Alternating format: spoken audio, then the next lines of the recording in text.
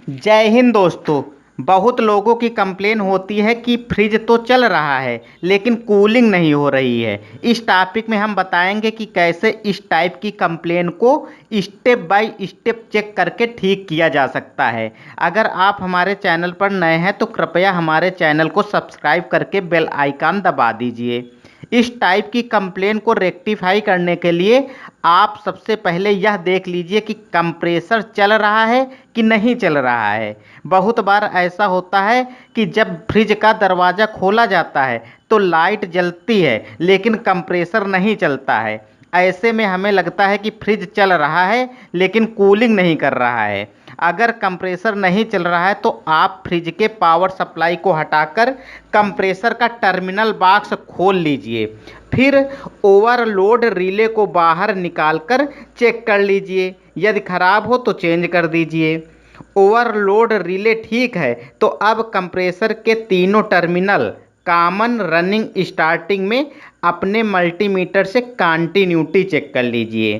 तीनों पॉइंटों में एक दूसरे से कंटिन्यूटी आना चाहिए। अगर एक पॉइंट पर भी कंटिन्यूटी नहीं बता रहा है तो समझ जाइए कंप्रेसर की वाइंडिंग ओपन हो गई है। लेकिन ये ठीक है तो नेक्स्ट स्टेप में कंप्रेसर के तीनों टर्मिनल से बॉडी अर्थ चेक कर लीजिए। किसी भी पॉइंट पर बॉडी अर्थ नहीं बताना चाहिए। अगर बॉडी अर्थ बता रहा है तो इसका मतलब कंप्रेसर की वाइंडिंग अर्थ हो गई है।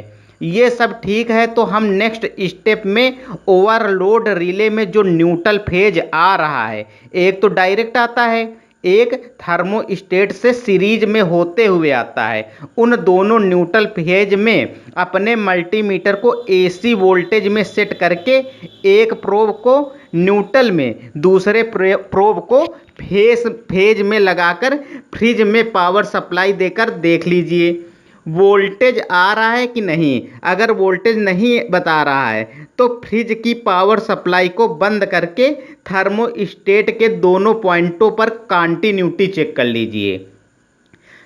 थर्मोस्टेट के दोनों पॉइंटों पर कंटिन्यूटी बताना चाहिए। अगर नहीं बता रहा है तो थर्मोस्टेट खराब है, उसे चेंज कर दीजिए। जितने पॉइंट हमने बताए ये सब ठीक है और कंप्रेसर भी चल रहा है फिर भी कूलिंग नहीं कर रहा है तो आरएसी टेक्नीशियनों का एक प्रश्न होता है कि हम कैसे जानेंगे कि फ्रिज लीक है या चोक है।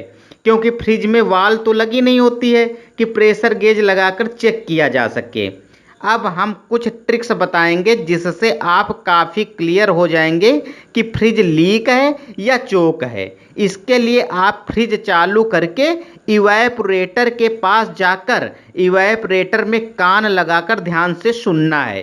क्या इवेपोरेटर में कोई हलचल हो रही है, सुरसुराहट की आवाज़ आ रही है, ऐसा लग रहा है कि इवेपोरेटर में कुछ सर्कुलेशन हो रहा है। अगर ऐसा है तो आप समझ जाइए कि फ्रिज चोक नहीं है, लीकेज है। अगर कंप्रेसर चल रहा है लेकिन कोई हलचल नहीं हो रही है तो समझ जाइए कि फ्रिज चोक है।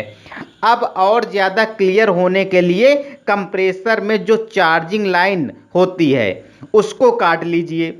लीकेज होगा तो चार्जिंग लाइन से प्रेशर नहीं निकलेगा, चोक होगा तो प्रेशर निकलेगा। जब आप क्लियर हो जाएं कि चोक है तो फिल्टर को भी, जो कि एक साइड कंडेंसर से और दूसरी साइड में कैपिलरी ट्यूब से जुड़ा होता है, उसको खोल लीजिए।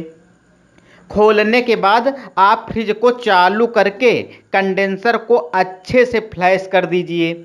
जब फ्लैशिंग कर रहे हैं तो ये भी चेक कर लीजिए कि कहीं ऐसा तो नहीं कि कंप्रेसर की पंपिंग डाउन हो। ये आपको फ्लैशिंग से पता चल जाएगा। अगर पंपिंग डाउन है तो कंप्रेसर रिप्लेस कर दीजिए। पंपिंग सही है तो नेक्स्ट स्टेप में ये भी चेक कर लीजिए कहीं इवेपोरेटर में बहुत ज़्यादा ऑयल तो नहीं चढ़ा है। अगर ऐसा है तो फिर आपको इवेपोरेटर खोलकर निकालना पड़ेगा।